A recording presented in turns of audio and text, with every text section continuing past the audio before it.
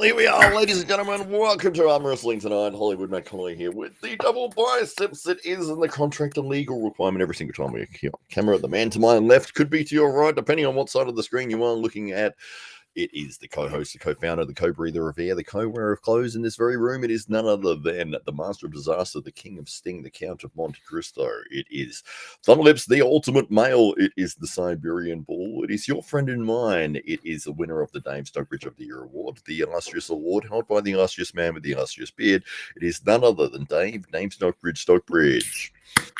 Well, Hollywood Matt Connelly, I've just been kicking back here with the snacks, with the barbell foods, and a can of Coke in hand, just enjoying that cinematic experience. AWE Champions League, what a fantastic premiere. Thank you very much, Hollywood Matt Connelly. Great commentary, well done.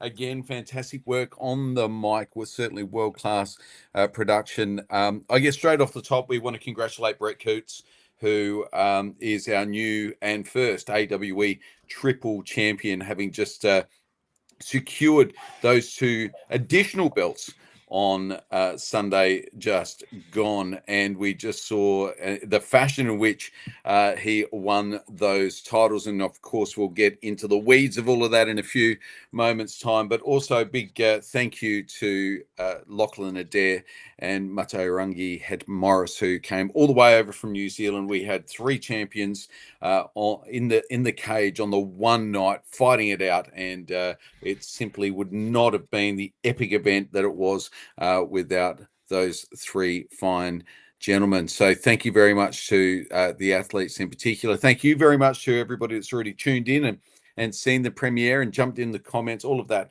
of course, helps with the algorithm and pushing it out to ever more people. Please, if you have friends that are arm wrestling fans and they haven't yet seen this event, and you did like what you see, please let them know about it. Tell them to jump onto the AWE page whilst they're there to hit the subscribe button, because we would love to do more events just like that. So Hollywood Matt Connelly, now the dust has settled. It's been a week since we were there ensconced in amongst 1,000 fight fans at the Adelaide Oval. You've had a chance to have a think about it. What are your thoughts now, a week down the track, and now also having seen the premiere live? Oh, it's fantastic. I mean, that's the first time that we've sort of done a premiere. I wasn't exactly sure how it was going to work. And the annoying thing was it asked me in the settings, like, do you want a countdown to the thing? And I was like, yeah, cool. And it says, how long do you want the countdown to be? 2 minutes, 3 minutes? And the longest you could do is 5 minutes. So I was like, I'll do 5 minutes because, 5 minutes prior to the event leading up to it, you want to get as much attention as you can. And away you go. But what I didn't realize was the countdown starts when the premiere starts. I don't get that at all.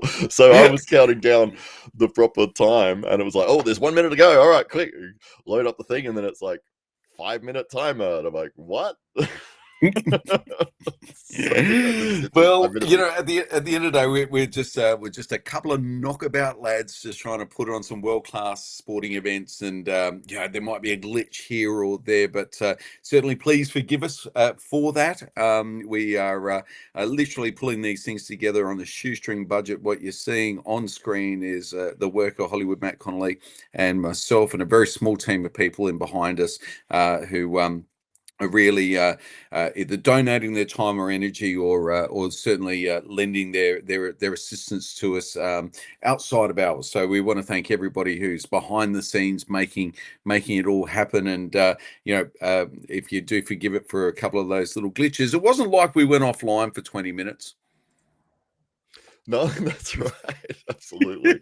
Yes, for sure. I'm just reading through the comments as you were talking there, but it was great to do the premiere that way. And we had, I think at one point there was over 70 people watching live, which is incredible. And we hope that people continue to watch the video and share it. And if you enjoyed it, please tell other people about it and AWE. And you can see it there playing on the right of the screen. And so we had the Adelaide Oval in the background there, and then the event was held inside in the McGarry room in front of 1,000 fight fans on the night. You were doing double duties. You were doing the ring announcing as well as the commentary, as well as everything else.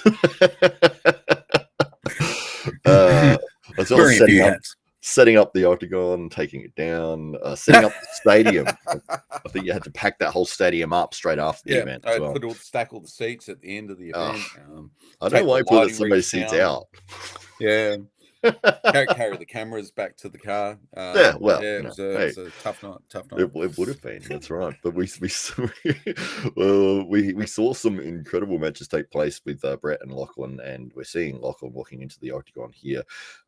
It was a great moment because seeing the guys get their walkouts is the same as in a fighter would from an MMA event. You know, it was that moment, and you can see here taking that deep breath, walking into the cage to compete. Love that. Like there was a tremendous benefit to be able to do that. It's like walking into an MMA match, which is, you know, I mean, you are going in to compete, which is, you know, such a great feeling to be able to capture that.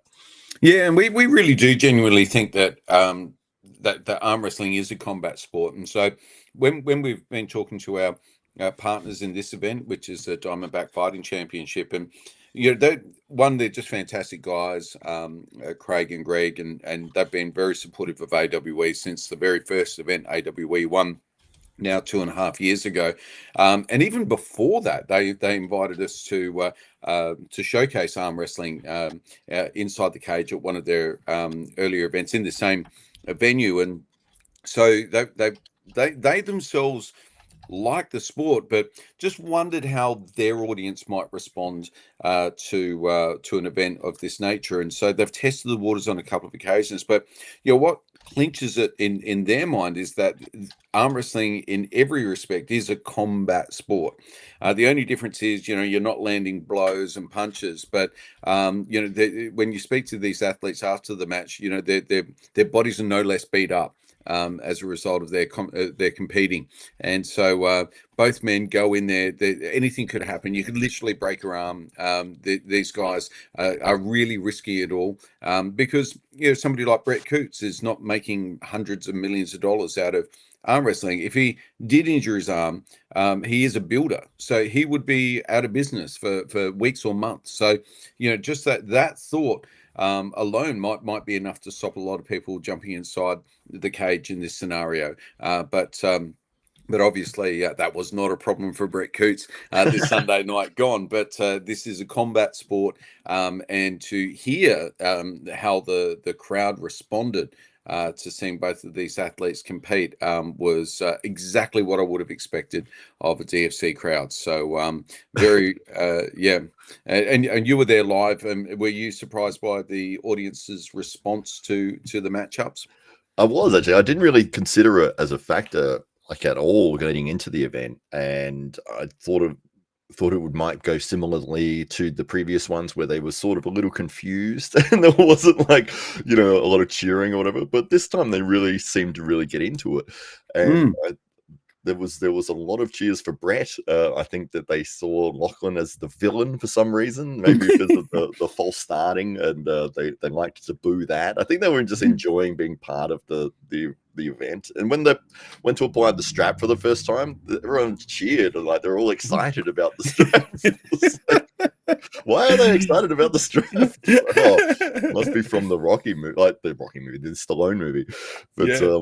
yeah, it was great to see that It people seemed getting very early into on it. that the crowd had picked Brett to be their champion. They had really got behind it. I don't know if that seemingly was an underdog thing, you know, or you know that, or maybe his age. You know, people heard that he was nearly 50 and thinking, oh yeah, let's get behind the old guy. You know, I don't know what it was, but Brett definitely resonated with that with those 1,000 fight fans there at the Adelaide Oval on Sunday night. That's for sure. Yeah, absolutely. So, when you were doing the announcing work and then switching to the commentary, did you have a feel of like how the audience was receiving the event? Did you have like hear some comments, or did you hear whispers, or how did you feel on that night?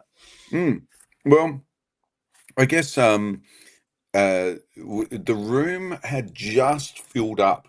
So this was the first fight of the night. And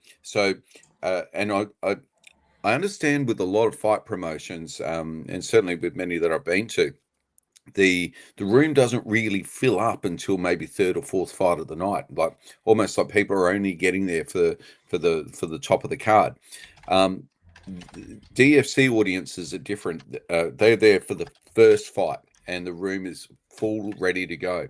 And but with that first fight of the night being an arm wrestling match, I wasn't 100% confident, that we would have a full room ready to go and all those front seats all taken. But the VIP section was absolutely stacked. All the front rows were stacked. The room was full. You can see that in the imagery as the athletes are getting in. So people were keen for this. People were keen to be seated, ready, and were waiting for these two men to enter the cage. So there was definitely a buzz. It was an electric feel, and I guess.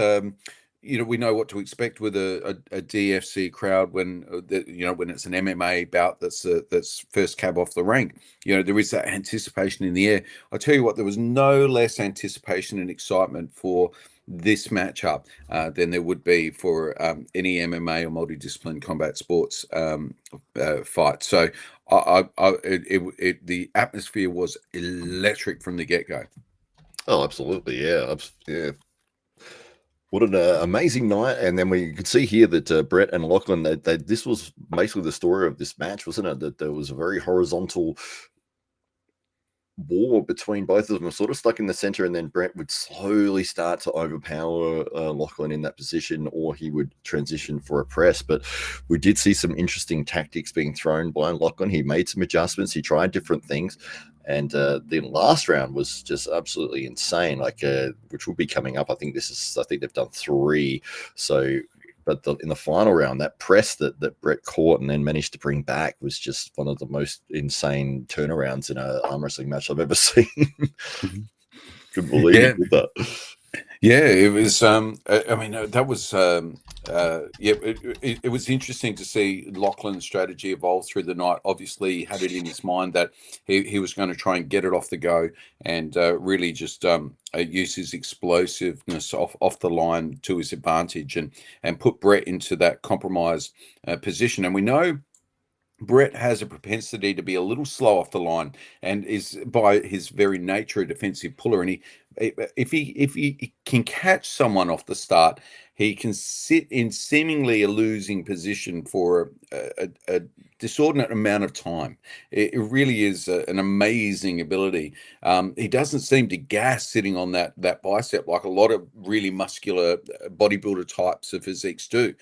He has an immense level of endurance sitting in that position, and so if Lachlan wasn't able to force it to the pin pad from that explosive start, you knew that Brett was going to have a chance of working his way back into the match. Now, everything seemingly went according to Lachlan's plan in that first round. You saw that Lachlan was able to get the start that he was looking for, was able to put the pressure on and put Brett in that really compromised position, too close to the pin pad to be able to come back.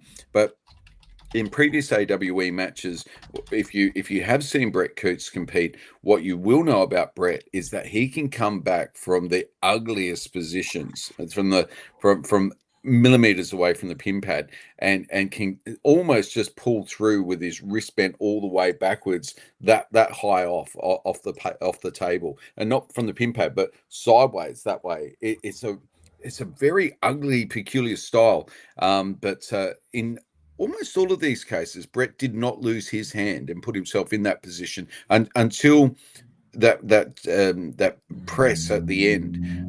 He really was able to maintain his hand. There he transitioned into a flop press, right at the end to get that pressure down. But Brett,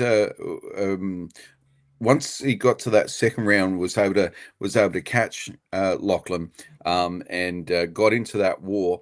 Lachlan knew he was in trouble because Lachlan knew, although he is the younger athlete by nearly a dozen years, he just didn't have that endurance to be able to carry it off. The conditioning perhaps on left, as he's put such an emphasis on his right arm over the last few years as he's been on that international circuit. The left just was not quite at that same level of endurance that he needed to be at in order to be competitive with a peak Brett Coots. Yeah, potentially, absolutely. I mean, the great thing is we've got an answer to the question now of who is the number one in this region for left hand, and we put the biggest and strongest guys that we had against each other, and it turned out to be Lachlan Adair and Brett Coots. Brett ended up winning the match. If you haven't seen it already, it is on the YouTube channel. We did premiere it recently, but you can see it here on the screen as well. I think this is the final round. This is the one where Lachlan goes for the press, I believe. But I just wanted to talk through this because it is an absolutely incredible moment, and maybe we'll let this roll out as we go live here. And you see that Lachlan, he's down 3-1 at this point, and he wants to change things up. What he's been doing isn't working. He knows that there needs to be an adjustment, and he makes the adjustment by changing to a press. But Brett, he almost gets through as well. Brett's bicep here, you will see yes, how incredibly strong this man's arm is. And right here we go. So he's sitting there. That's pretty much just your arm. He's trying to hold Lachlan's whole body weight there. He's trying to hit through. He can't get through. He tries to get vertical, can't get vertical. Lachlan keeping the pressure down on Brett's wrist. Brett taking some breaths, using his body weight to get up and gets his arm more vertical, gets a bit of a hit. He gets his own shoulder in and presses straight down. What an incredible and Lachlan there acknowledging that he had done absolutely everything there technically in order to get across the line. And I know in the back of Lachlan's mind he's going to be thinking a bit more preparation, a bit more time focused on the left, what would happen next time. And I guess that's what's exciting. We'll find out at some point in the not too distant future, I'm sure.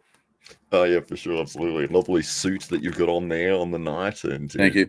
Doing the ring announcing duties, absolutely. It seems you didn't get too overheated on Sunday night. Normally, you're as soon as you come out of the octagon, jackets off, and you're in the front of the fan with the. So it was a good night for the wardrobe of Dave Stockbridge as well. Thank you, me lapping the scene there at Let Me Lago. Did you have a feeling of who might win this match prior to it happening? I really didn't know. I had several conversations with people in the week leading up to it, and I oscillated.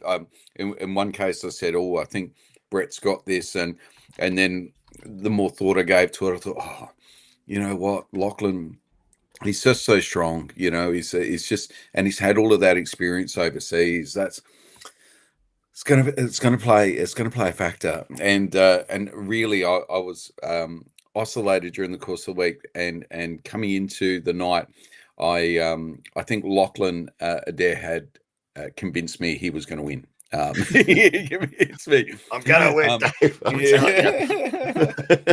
And but you know, Brett Coots, all in the weeks leading up to the event, had told us that he has never been stronger. He also said that he'd leveled up since his match with Rickett, and that he acknowledged that in that match there was some chinks in his armor that he needed to address if he was going to be able to beat Lachlan Adair or anybody of that international standard. And so he'd been studiously working away on those weak points to ensure that when the chance came, he was going to have more than one option. You hear him in the pre-match interview talk about having several options in his match with Matteo Rungi.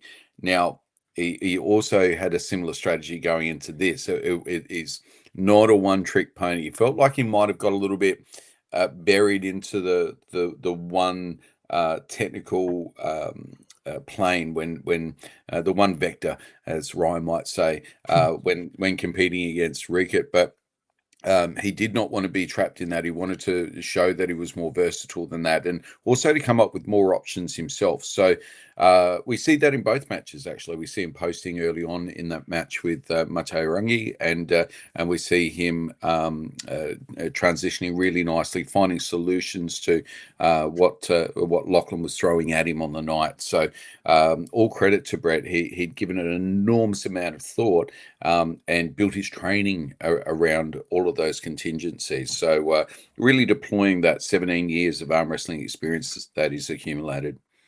Yeah, for sure. It's so good to see the guys in this region of the world getting their spotlight and getting their moment. And I loved the fact that we had 71 people watching the premiere, and we saw a lot of comments there, a lot of support for both athletes, and a lot of comments about the production. People really enjoyed the way that it looks and feels, and we did put a lot of time and effort into making sure that there was a certain look and feel of the event, and we wanted it to be world class, and I think we've achieved that, and it looks tremendous. It was shot in 4K, and we had a tremendous production crew that did the filming on the night, and Paris and his crew there, and we're very appreciative of that. So, but it did come out quite nicely. You can see that this was prior to the event. The sun's going down. It's Adelaide Oval. We've got the interviews happening.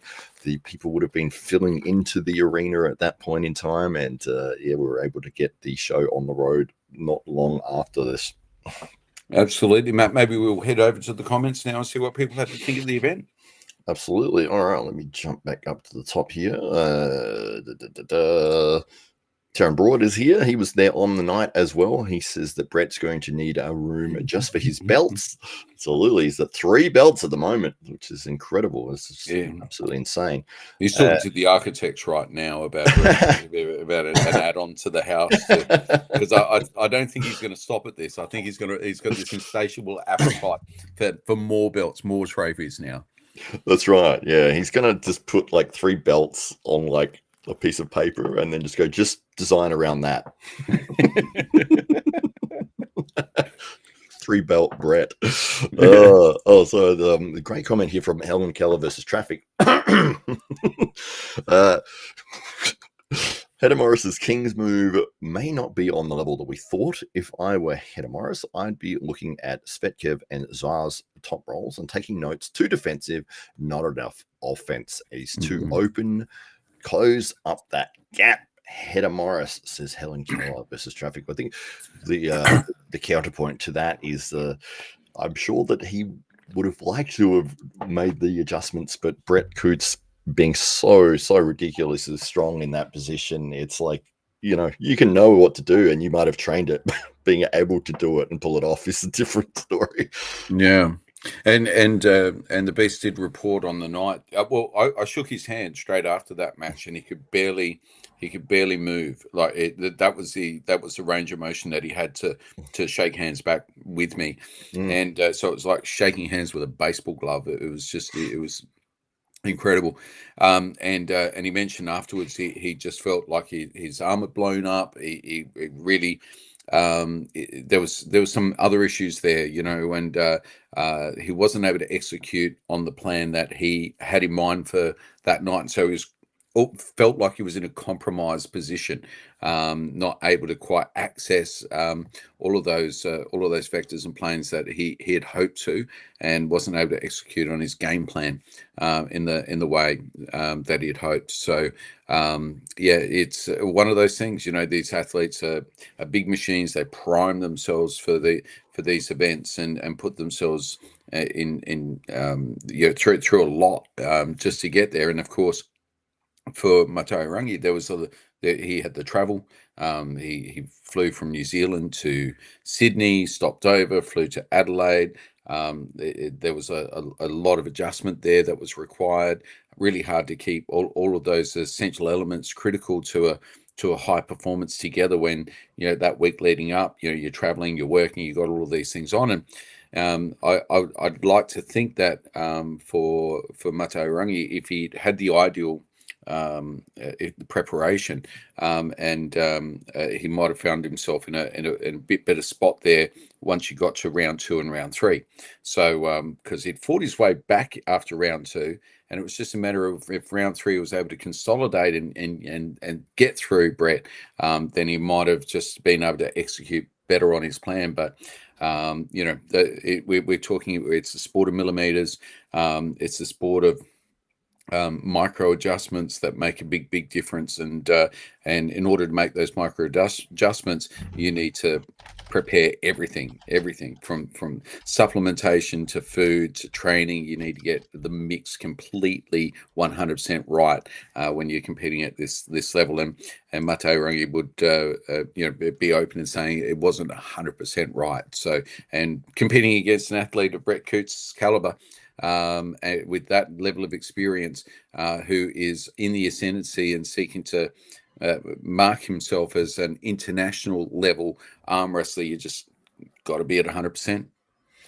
It is a difficult thing traveling and going and competing around the world, and Mato Warangi has done that in his last couple of years. He's been all over the place. He's been to America, he's been to Ireland, he's been internationally jet setting around the world to compete and having success, which is incredible to see. And then being able to come back to this region of the world and challenge for the AWE Intercontinental title, unfortunately coming up short against Brett Coots in this match, as you can see here.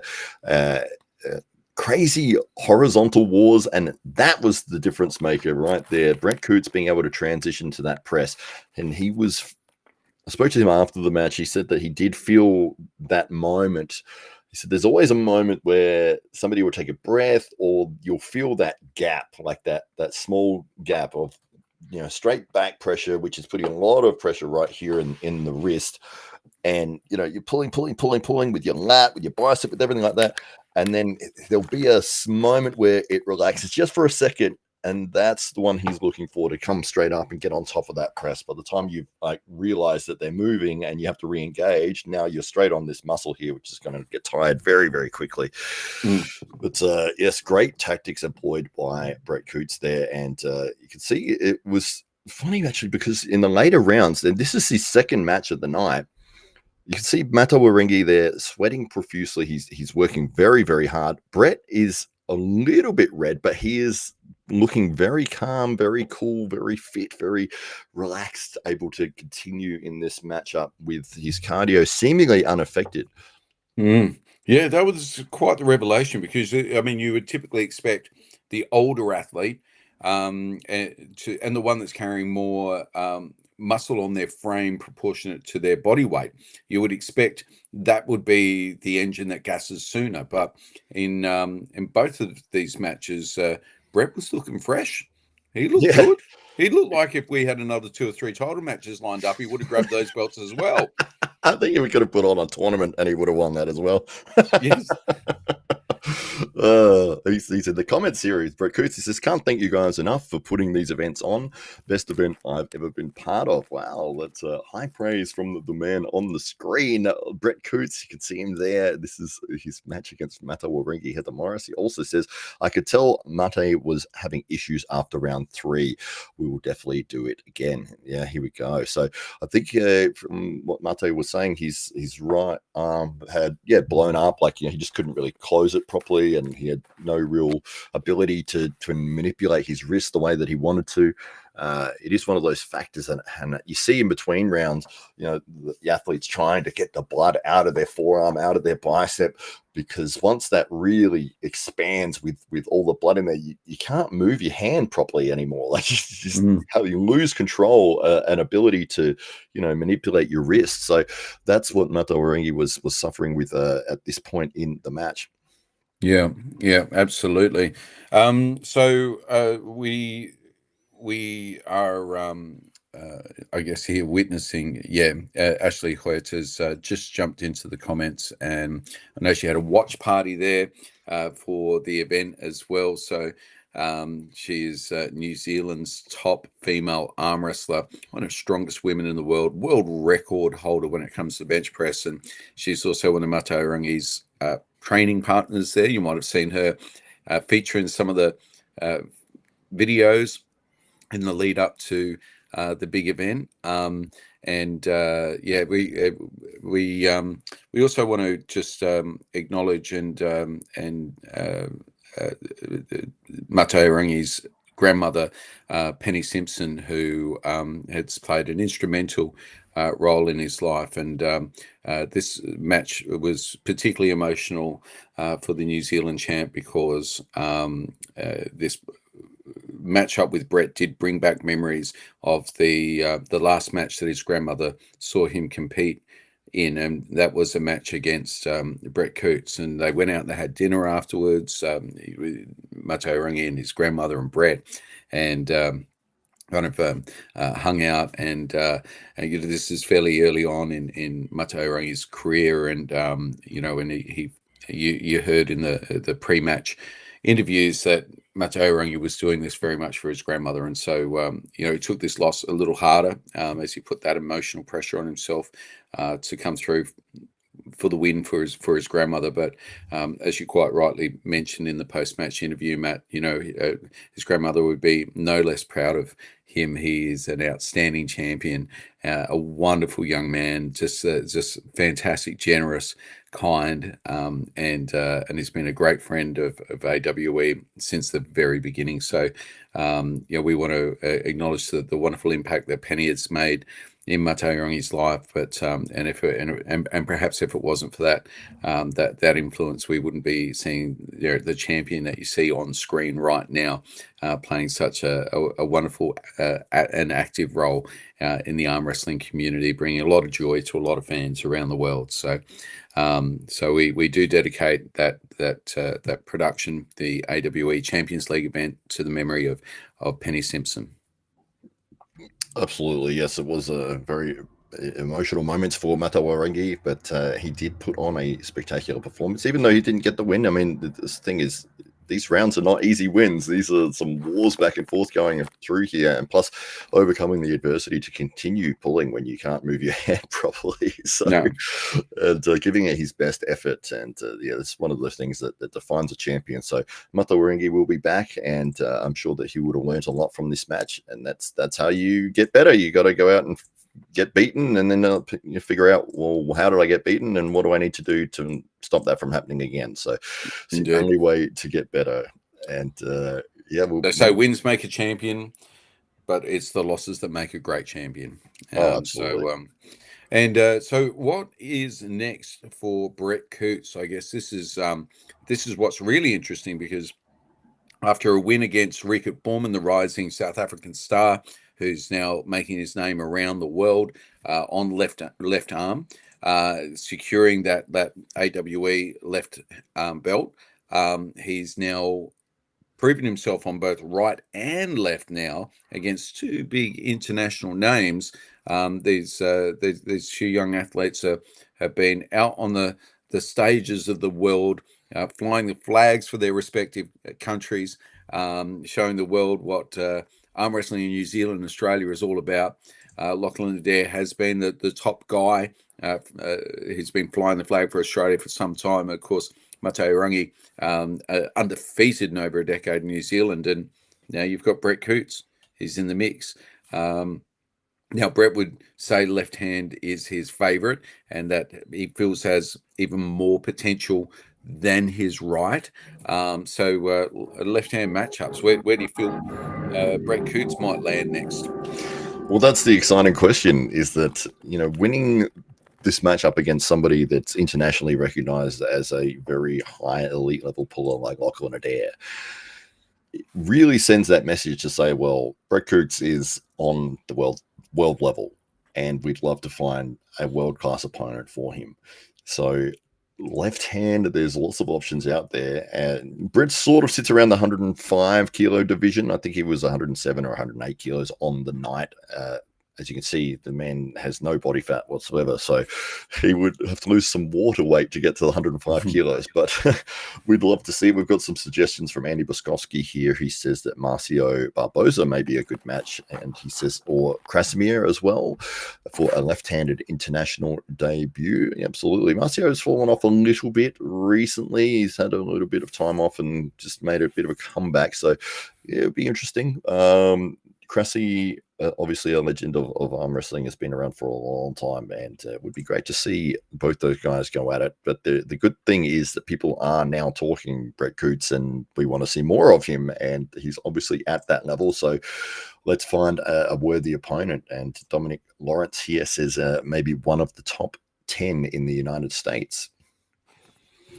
Well, Wallace Dilly was ranked pretty high in the United States on as well, but that was on Riot. I'm just thinking out loud at the same time, because Richard Borman obviously had his win against Wallace Dilly on the same day or the day before, but Wallace obviously being one of the top 10s in the United States, but that was a right-handed match. And so, yes, we need to find a left-handed one, but Brett also being able to compete on right as well at the world level, and you can see him with his victory over Mata Waringi there. There is a lot of options available for Brett Coots at the moment, which is incredible to see.